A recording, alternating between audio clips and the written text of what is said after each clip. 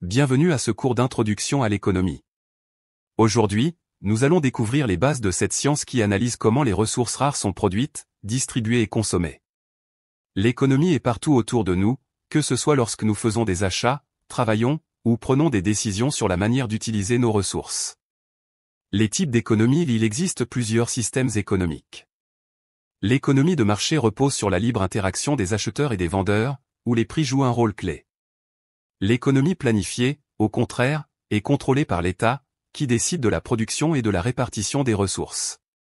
Enfin, l'économie mixte combine les caractéristiques des deux premiers systèmes. Les concepts fondamentaux l'offre et la demande sont les forces centrales dans une économie de marché. Lorsque la demande augmente, les prix augmentent, et vice-versa. Le point d'équilibre est celui où l'offre égale la demande.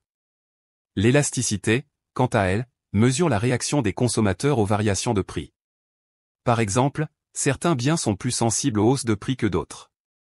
Les facteurs de production. Il y a 4 facteurs essentiels à la production: le travail, qui représente l'effort humain, le capital, c'est-à-dire les biens utilisés pour produire, la terre, ou les ressources naturelles, et l'entrepreneur, qui coordonne les autres facteurs pour créer de la valeur. Tous ces éléments sont nécessaires pour produire des biens et des services dans une économie. La croissance économique. La croissance économique est un indicateur clé qui mesure l'augmentation de la production d'un pays. Elle dépend de nombreux facteurs, tels que l'innovation, les investissements dans les infrastructures, l'éducation de la population et les politiques économiques. Une croissance saine permet une amélioration du niveau de vie. L'inflation et la déflation. L'inflation est l'augmentation générale des prix, et elle peut être causée par une demande trop forte ou une hausse des coûts de production. Elle érode le pouvoir d'achat. À l'inverse, la déflation correspond à une baisse des prix, qui peut sembler bénéfique, mais elle freine souvent la croissance économique car les consommateurs reportent leurs achats.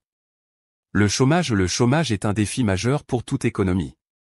Il existe plusieurs types de chômage: le chômage conjoncturel, causé par les fluctuations économiques, le chômage structurel, lié au changement technologique, et le chômage frictionnel, qui survient lors des transitions professionnelles. Chaque type de chômage a des impacts économiques et sociaux significatifs. Les politiques économiques. Les gouvernements utilisent de grandes politiques économiques pour réguler l'économie. La politique monétaire consiste à contrôler la masse monétaire et les taux d'intérêt pour influencer l'inflation et la croissance. La politique budgétaire, quant à elle, se concentre sur les dépenses publiques et les impôts pour stimuler ou ralentir l'activité économique.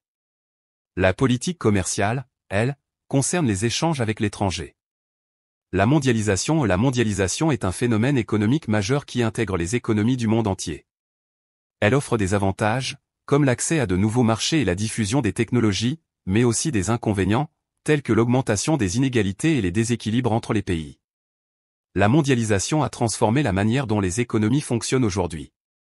Conclusion et défis modernes. En conclusion, nous avons vu les concepts clés de l'économie, les différents systèmes économiques, et les principaux enjeux auxquels les sociétés modernes sont confrontées.